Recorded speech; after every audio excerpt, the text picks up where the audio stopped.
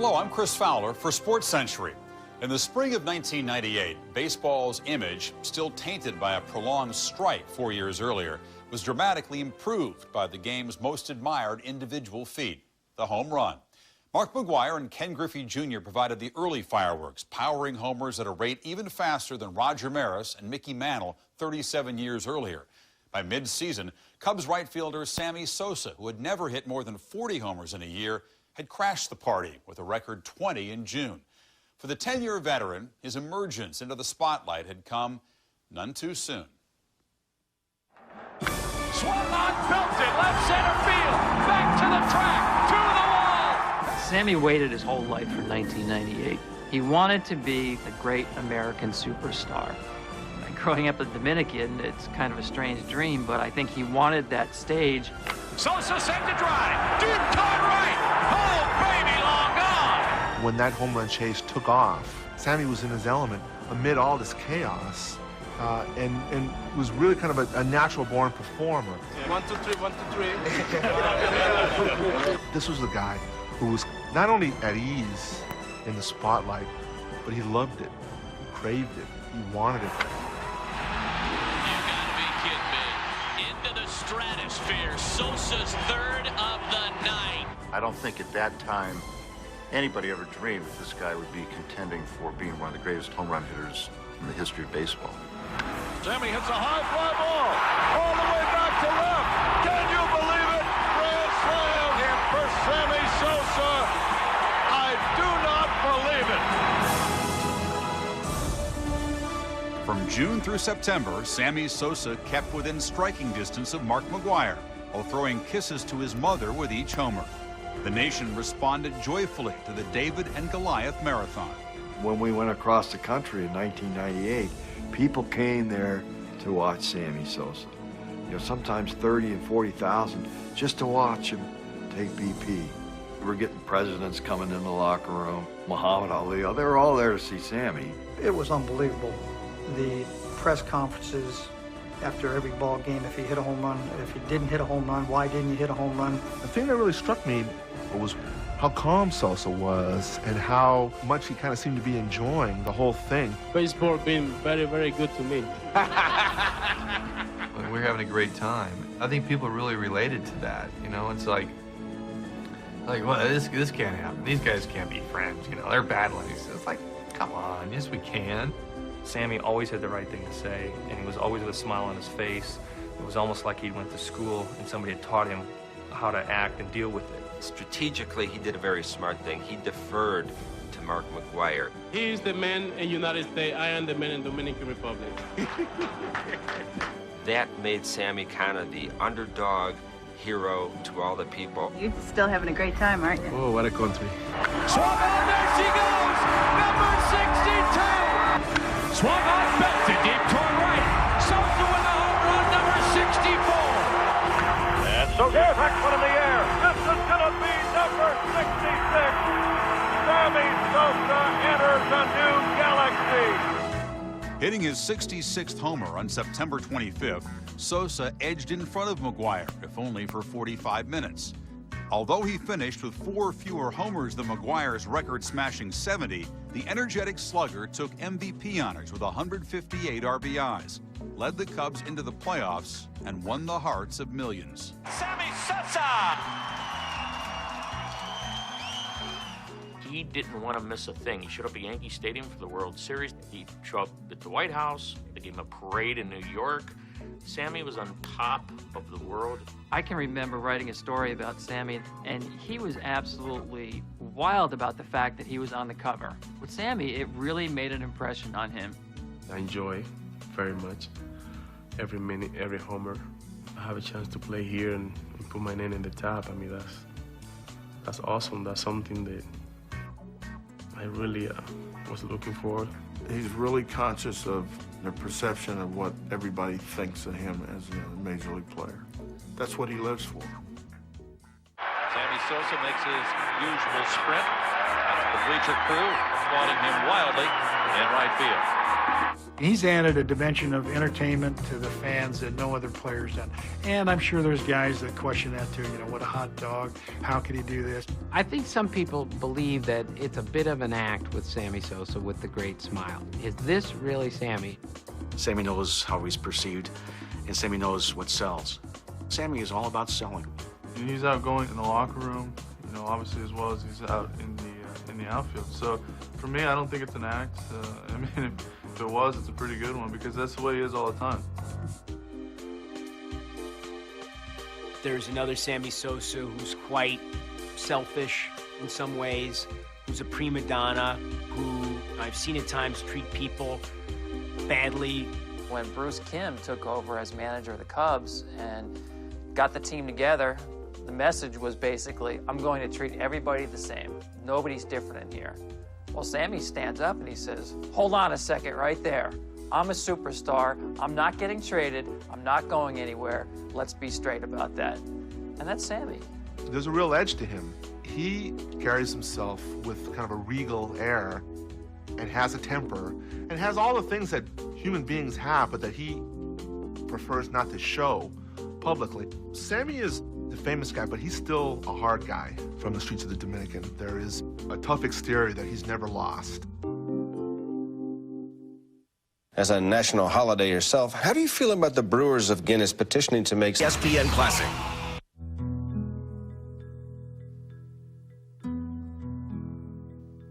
You have to see Sammy Sosa as somebody who grew up incredibly poor in the Dominican Republic. He sees everything about Major League Baseball and America as heaven, because this is the place he has ascended to from the hell where he grew up. It's like stepping back in time, particularly out in the country where Sammy was from. Extreme abject poverty, family sort of living hand to mouth, no electricity, no water, no indoor plumbing. Born on November 12, 1968 in Consuelo, a small sugarcane farming town not far from the baseball mecca of San Pedro de Macorís, Sammy, at age 6, lost his father to a brain hemorrhage. His mother, Luz Gracia, was left to care for Sammy and his 5 siblings. Ay, eso fue terrible. It was terrible. I struggled with my children. I worked. I sold lottery tickets, and I kept us afloat. We just having a hard time to, you know, put food on the table. Growing up, I don't have a chance to be a kid because I always was working. Pero siempre teníamos la mira de que teníamos que ayudar a nuestra mamá. We always knew we had to help our mother. The boys went to school in the morning, and in the afternoon, they always left with their shoeshine kits to see what they could earn. They would stand in the main plaza of town and just look for business people where they could shine shoes. He and his brothers would take the money back to their mother.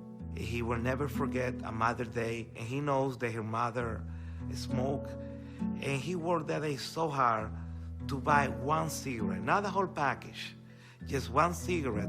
Although they were poor, they were very together. There's always been a lot of love in that family, with money or without money.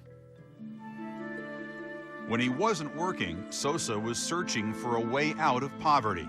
In his early teens, he transferred his dream of a successful boxing career to baseball. I remember sometime when he used to talk about, you know, he's gonna be a star, he's gonna be to the major league, you know. And I used to look like him. Well, he was dreaming. Montreal Export came to the Dominican Republic to see Sammy and some other players. And Sammy was the smallest guy and the youngest one. So we signed the other kids that came to the tryout. The only guy we didn't sign was Sosa. I used to work for the Yankees organization, and we take a look at Sammy Sosa. He is nothing. Nothing. I mean, he can throw, he don't hit. I spent about 2 or 3 weeks with the Yankees, and they fired me. And when I was taking my uniform off, I said to Mr. Naranjo, you will remember me one day. You will see my name in the Major League one day. And he laughed. Entonces habían algunos muchachos ya que ya estaban. There were other kids that had already been signed, stronger with wealthier families that could take better care of them. And they saw Sammy, a shoe polisher, a boxer, and said, where do you think you're going? Go to the park, go polish shoes. You're not going to be a ball player. He went into a restaurant one time when he was about 14 years old, and he had so little pairs of clothing that whatever he wore, he'd carry the sweat with him. And one time somebody made fun of him, and he said to them, that sweat is going to bring me a lot of money someday. And then he just went and sat at the table and he began to cry. In 1985, Sosa's hard work attracted the attention of Texas Rangers scout Omar Minaya, who traveled to the Dominican Republic and signed the 16-year-old for a $3,500 bonus.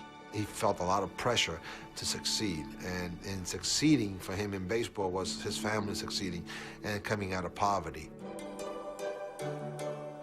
Cuando lo firmaron, y eso en ese tiempo. When they signed him at the time, he got a bonus. With the $3,500 that he got, he bought a van for us to use as a taxi. He bought it thinking of my mom and us, to make it easier to earn money for food, to get more money for the house. In 1989, my first time when I got to the Major League, I just saved about $45,000. I went back home, Dominican Republic. I catch all of them, take it home. I bring all my family to the bedroom and put the $45,000 in the bed and say, "We rich." Mommy, we rich. His game. Imagine growing up, meager beginnings in the Dominican Republic. Had a milk carton for a baseball glove. And all of a sudden, really just 5-6 years later, Comiskey Park, Chicago, we expect you to be a superstar. When Sammy Sosa was traded by the Rangers to the White Sox in July of 1989, he was heralded as a five-tool player with unlimited potential. But the early years in the United States had been lonely for the Dominican. Never speak English. Sometimes my friend want me to go to the restaurant. When the lady came to me, "Can I help you?" I'm like, I don't know how to say anything. At the supermarket one day, him and his buddies buy what they think is tuna and they bring it back to their apartment. Sammy's just about to put the stuff in his mouth where this guy brings his hand out. I was like, "Man, do you know you're about to eat cat food?" Some of his friends were like 10, 12 years old at the time, too, because, he just wanted to have friends. People don't realize that we come from a nothing to have it all. And that's the biggest adjustment we have to make when we got to the big leagues. His first time he got a check with the White Sox, he went and had a cash, put it in his pocket, and played that night with the money in his back pocket. He says, "I just want to cash it. I want to make sure I got my money." That's how naive he was. Hoping to find social stability and relief from his homesick blues, the 21-year-old Sosa married a U.S. citizen, Karen Lee Bright, in 1990. En Estados Unidos son a veces mujeres y eso que van a... Some women would see that the young players came to the United States looking to earn money. The women would tell these players that they can get married, have money, a car, live a good life. So the players say yes, looking at it as the fastest way to get ahead. That's what happened to Sammy. Those first couple of years were really difficult for him in the sense that Sammy Sosa, the player, hadn't really emerged yet. And so it was just little Sammy Sosa, the street kid, trying to make it in the States. The marriage lasted less than a year, ending bitterly with Karen Lee's unfounded charges of domestic abuse. But in the spring of 1992, Sosa tied the knot again, this time to a woman he met in a Dominican Republic nightclub, Sonia Rodriguez. They would have 4 children. He does strike out a lot, and there is one more for him. While with the White Sox, the free-swinging Sosa struggled at the plate, incurring the displeasure of the hitting coach. Walter Viniak is a hard-bitten, tough throwback guy. And he wasn't real patient at times with some young players if they didn't buy into his philosophy. And I think Sammy really frustrated Walter.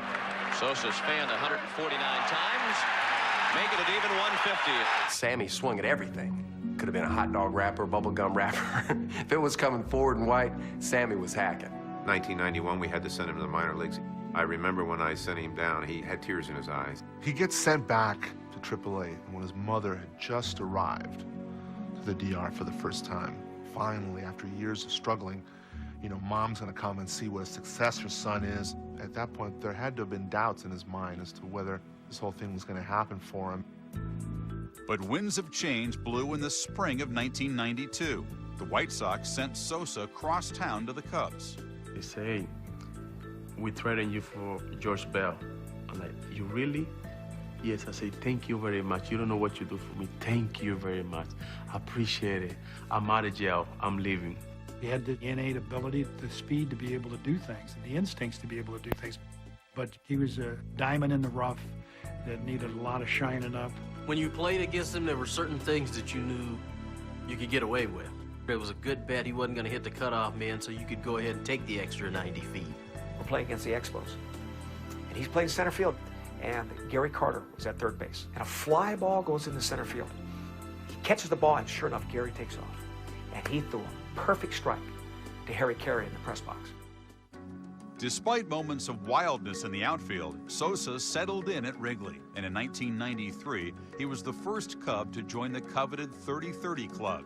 2 years later, he did it again, but with success came criticism. After the first time he achieved the 30-30 goal, he showed up with a chain, a necklace chain with 30-30 on there. It was almost like a license plate. I mean, it covered his whole chest and it had 30-30. So of course, that's kind of advertising what he did last year, but that was kind of what he was all about then. There were a lot of his teammates that didn't openly criticize him with words, but with their body language. And Sammy was very aware. Hi, everybody. Hey, fella.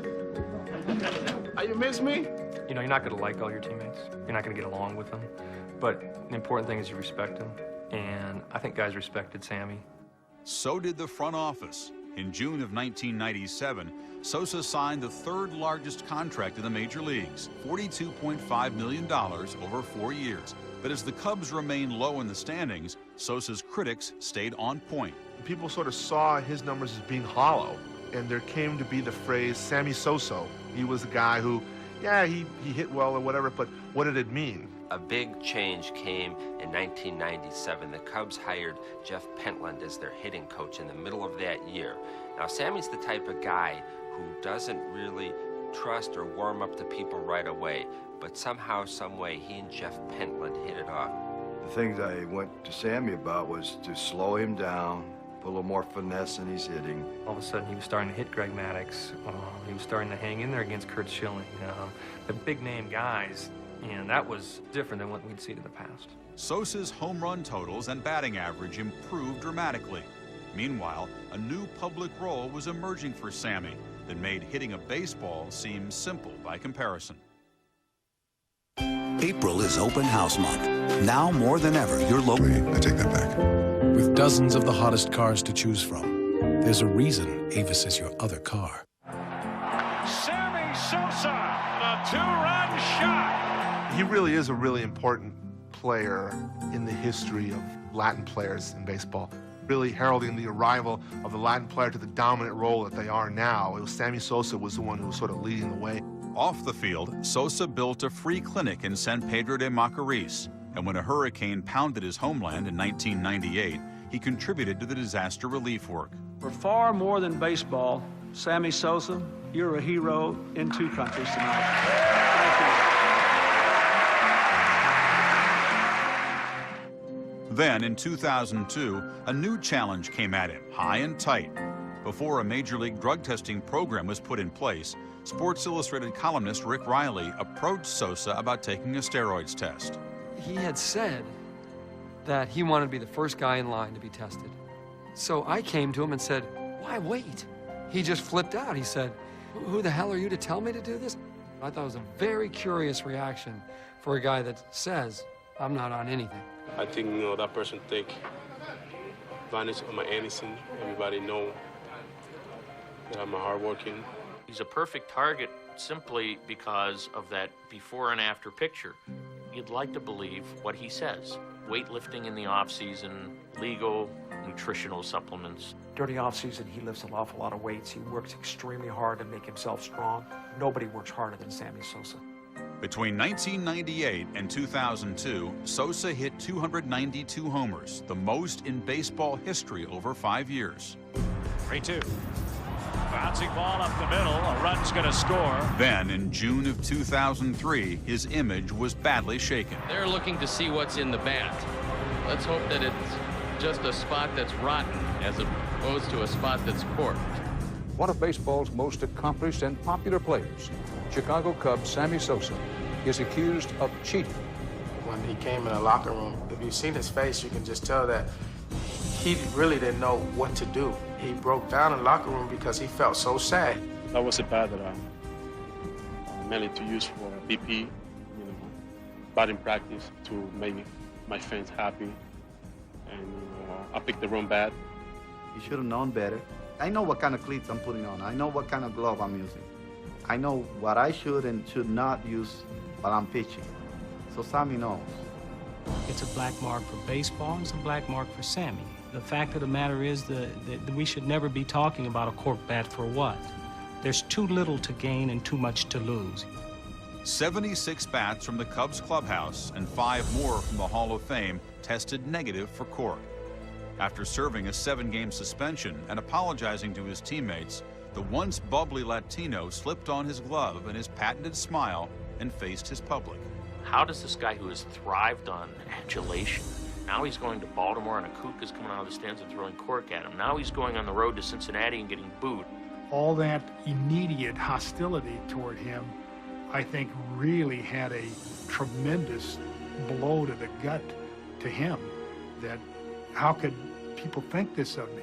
There was something like I'm a criminal, like I was kill somebody. And I'm like, wow, some people make worse mistakes and it's okay. But the one that I make, that was like, you know, that's it. You finish. Following his suspension, Sosa hit 34 homers to finish 2003 with 40. As his numbers continued to drop the next season, his relationship with management deteriorated. In February of 2005, he was traded to Baltimore. A month later, Sosa was called to testify before a House committee about the use of steroids in Major League Baseball. I have never taken illegal performance-enhancing drugs. I have never injected myself or had anyone inject me with anything. He wasn't the highlight of the hearing. He won't be the lasting image of the hearing, but he was there. And for many people, that's guilt by association. After Sosa hit 14 homers and batted .221 in 2005, the Orioles chose not to exercise the option on his contract. The free agent market proved to be colder than a bat left out in the snow, and Sosa sat out 2006. Then the following year, he returned to the team that had given him his start, the Texas Rangers, for whom he provided one more thrill by becoming the 5th player to hit 600 homers. High drive by Sammy the other way. Jock Jones going back near the bullpen, and there it is, number 600 for Sammy Sosa. He's got all the cumulative numbers you could ask for. I can't dismiss his career based on conjecture, speculation. Sammy Sosa was a joy to watch because he played the game with a smile. He was a symbol of so many things that were right. But it turns out, history may tell us, he was just another one of those guys that got caught up in the wash. And we'll never really know what was Sammy Sosa and what wasn't Sammy Sosa. The old expression, he didn't know his own strength, certainly applied to Sammy Sosa until he was traded from the White Sox to the Cubs in 1992. Sitting next to Ryne Sandberg, Sosa couldn't help but notice that his physique compared favorably with the All-Star second baseman, who had hit 40 homers 2 years earlier. Sosa's horizons soon expanded, and today he's the only player to have hit at least 60 homers in 3 seasons. For SportsCentury, I'm Chris Fowler.